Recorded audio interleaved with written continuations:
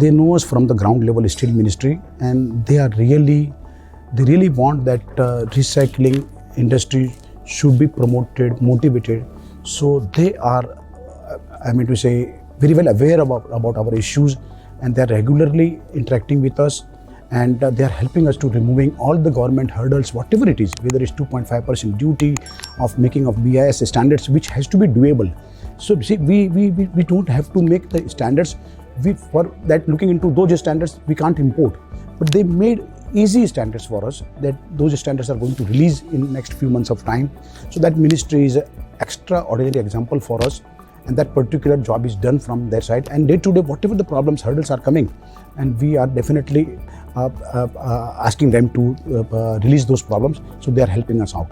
Regarding copper, aluminium, those all the other metals comes under Ministry of Mines. There we have a problem of primary aluminium, primary copper, all kind of primary metals, because they are, power, whether it's money power, whether it's licensing, more licensing, whether they are branded, whether they are registered, stock listed company and big company, listed company, corporate company. And my sector is not at all corporate sector. Our sector is a MSME sector, medium and small sector. And we are not listed company. We are not on the front page of social media or on the newspaper, on the television. So we get least priority on the MRAI, even though they know that recycling is a priority for the next world. Circular economy, sustainable world is the next future. But I think so there is some kind of pressure tactics from the primary. So they are time and again putting a pressure on them to put duties. Still, all aluminium is still 2.5% duties there, even though we are importing 90% of our aluminium requirement from the rest of the world. India does not generate, because we have not consumed that kind of aluminium in the past. Whatever we consumed now, that material will come into the end of life after 10-20 years. So our production has gone up, our requirement has gone up, but that kind of material is not available in India. So we have to import our deficient material from the overseas countries. And every non-ferrous material has a duty, whether it's aluminium, whether it's copper 2.5%, aluminum 2.5%, zinc, lead, everything is a 5% duty. It's very bad that all across the globe, or whether say in ASEAN countries, 100% there is no duty on the metal scrap at all. There is zero duty. Free and fair imports are allowed, and trades are going very well. So here we are time and again asking government to please remove the duty so that we can increase our productions. But still that has not been taken care in the last budget. We will keep asking government, and we will definitely work hard on this front. I'm sure, looking into government commitments and today's our Sindhya sir speech, they will definitely support us in removing other ministries' problems also. He has promised me that I am a part of, not only part of Steel Ministry, but I am a part of responsible Minister of Government of India.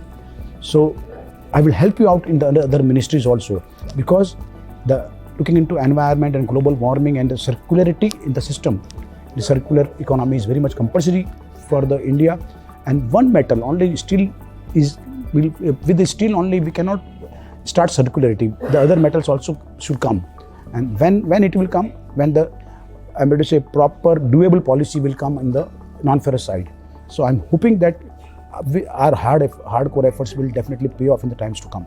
Circular economy, we are very much, what question you have asked from last 10 years, we were asking government to make compulsory norms for the end-of-life vehicle, and that norms has come just 1 year back, 2 years back. Circular economy, we are asking from the government from last at least 7-8 years back. We are letters to the government that look at the Western countries of the Japan, Korea, other countries, China. There are circular economy park has been built up 20 years back. So we have to make best practices available around the world. We have to use those best practices and definitely make such kind of circular economy park. That is going to take shape in India. Maharashtra state is going to be the first state who has announced 4 circular economy park. And today, Principal Industry Secretary was here, and he has definitely announced here in the public platform that yes, we are committed for 4 circular economy park in Maharashtra, and they have made MRAI as a knowledge partner. I am very much happy that at least one state has started such kind of activity, and other state will definitely follow. It has put forward for the public comments, and we have definitely standards are not at all doable. It is one-way standards, and it has been forcefully made by the BIS and the Ministry of Mines. We have opposed it, and we will make hard efforts on this, that those standards cannot be released, and those standards, whether it is approved a standard one way by the BIS and by the Ministry of Mines as well as by the Niti Aayog, but we are definitely not in favor of such standards which are not at all doable, and looking into those standards we will not be able to import our requirements.